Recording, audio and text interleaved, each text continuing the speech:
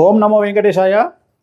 2026 అంటే ఈ సంవత్సరము మే 25వ తేదీ నుండి తమిళ సాంప్రదాయం ప్రకారము జూన్ 2వ తేదీ అంటే వచ్చిన 2వ తేదీ మన సాంప్రదాయం ప్రకారము గురు మార్పు గురు పైచి అనేది కనిపిస్తూ ఉంది. మనకు మిథున రాశి నుండి కర్కాటక రాశిలోకి ప్రవేశము మరియు సెప్టెంబర్లో కర్కాటక రాశి నుండి సింహరాశి ప్రవేశం అనేటువంటిది కనిపిస్తూ ఉంది.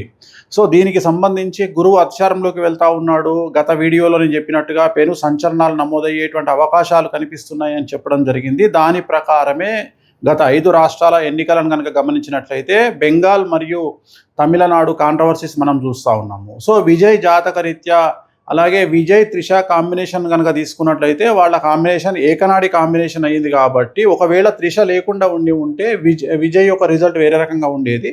బట్ విజయ్ జాతక రీత్యా కనుక గమనించినట్లయితే తమిళనాడు రాష్ట్ర జాతకరీత్యా గమనించినట్లయితే ఒకవేళ విజయ్ సీఎం అయినప్పటికీ కూడా ఖచ్చితంగా తమిళనాడులో మళ్ళీ ఎలక్షన్లు వచ్చేటువంటి అవకాశాలు 100కి 1000% కనిపిస్తూ ఉన్నాయి.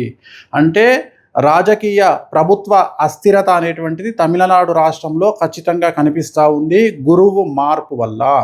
ఎందుకంటే గురువు మారినటువంటి రాశిని బట్టి తీసుకుంటే, రాష్ట్రం యొక్క రాశిని బట్టి తీసుకుంటే పెను సంచలనాలు ఆ గురువుకు సంబంధించినటువంటి రాష్ట్రాలలో ఏర్పడేటువంటి అవకాశాలు కనిపిస్తూ ఉన్నాయి. దాని కారణం చేత తమిళనాడు రాష్ట్రంలో ఖచ్చితంగా మళ్ళీ తిరిగి ఎలక్షన్లు వచ్చేటువంటి అవకాశం కనిపిస్తూ ఉంది. అది ఇంకొక సంవత్సరం తర్వాత అవ్వచ్చు, లేదా 6 నెలల్లో అవ్వచ్చు, లేదా నెల తర్వాత అవ్వచ్చు. కానీ ఖచ్చితంగా మళ్ళీ ఎన్నికలు తమిళనాడు రాష్ట్రంలో జరిగేటువంటి అవకాశాలు 100కి 1000% కనిపిస్తూ ఉన్నాయి. ఇది ఫస్ట్ ప్రయారిటీ.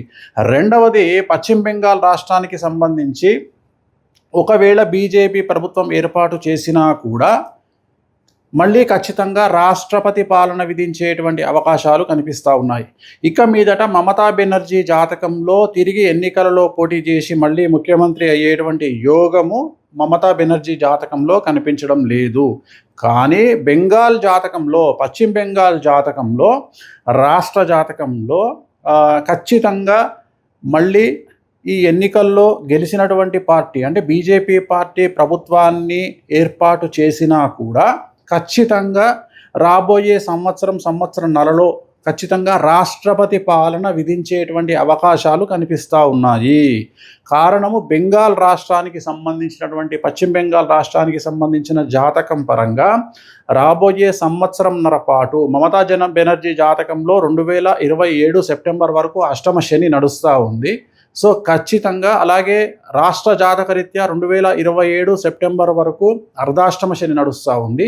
కాబట్టి పశ్చిమ బెంగాల్ రాష్ట్రంలో చాలా తీవ్రమైనటువంటి తీవ్రవాద ఉగ్రవాద చర్యలు అలాగే మత కల్లోలాలు జరిగేటువంటి అవకాశాలు కనిపిస్తూ ఉన్నాయి. దాని కారణం చేత కర్ఫ్యూ విధించడము, అలాగే బందులు జరగడము, అలాగే రోడ్ల మీద హింస చెలరేగడము, రాష్ట్రపతి పాలన వరకు సిచ్యువేషన్ వెళ్ళేటువంటి అవకాశాలు ప్రస్ఫుటంగా కనిపిస్తూ ఉన్నాయి.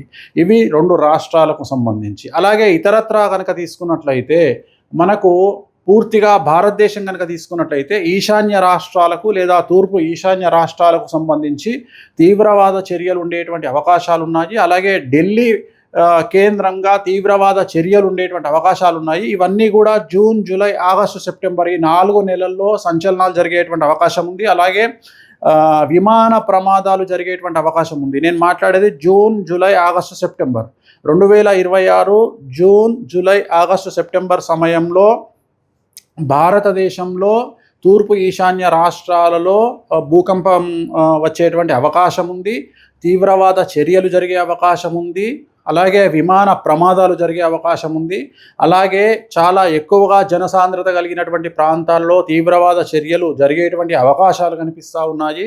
అలాగే ఈ 4 నెలల్లో 2026 జూన్, జూలై, ఆగస్టు, సెప్టెంబర్ సమయంలో విమాన ప్రమాదం జరగడము, ప్రముఖ వ్యక్తి విమాన ప్రమాదంలో చనిపోవడము, లేదా ఈ 4 నెలల్లో ప్రముఖ వ్యక్తి, అది సెలబ్రిటీ, రాజకీయాలు అవ్వచ్చు, సినిమా అవ్వచ్చు, ఇంకోటి అవ్వచ్చు, కాంట్రవర్షియల్ డెత్ ఉండేటువంటి అవకాశాలు ఉన్నాయి.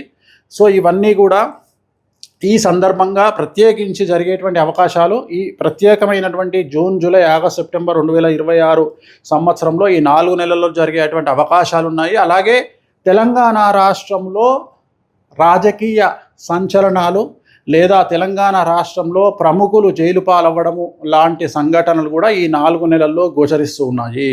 అలాగే ఈ సంవత్సరం కనుక తీసుకున్నట్లయితే ముఖ్యంగా వ్యక్తిగతమైనటువంటి అంశాల జోలికి వచ్చినట్లయితే నేను ఇంతకు ముందు నుండి సంవత్సరం నుండి చెప్తా ఉన్నా, గురువు అతిచారంలోకి వచ్చినప్పుడు సంచలనాలు ఉంటాయని. సో ADCMSLI అనేటువంటి లెటర్లతో ఉండేటువంటి వాళ్లకు సమస్యలు ఉండబోతా ఉన్నాయి, ఇంక్లూడింగ్ T. సో ఈ లెటర్లతో ఉండేటువంటి వ్యక్తిగతమైనటువంటి జాతకులకు, అలాగే సింహరాశి, మీనరాశి, మేషరాశి, కుంభరాశి వాళ్లకు విపరీతమైన సమస్యలు ఉండబోతున్నాయి. అలాగే విమాన ప్రమాదాలు, తీవ్రవాద చర్యలు, విపత్తులు అనేటువంటివి ఈ సంవత్సరం కనిపిస్తూ ఉన్నాయి.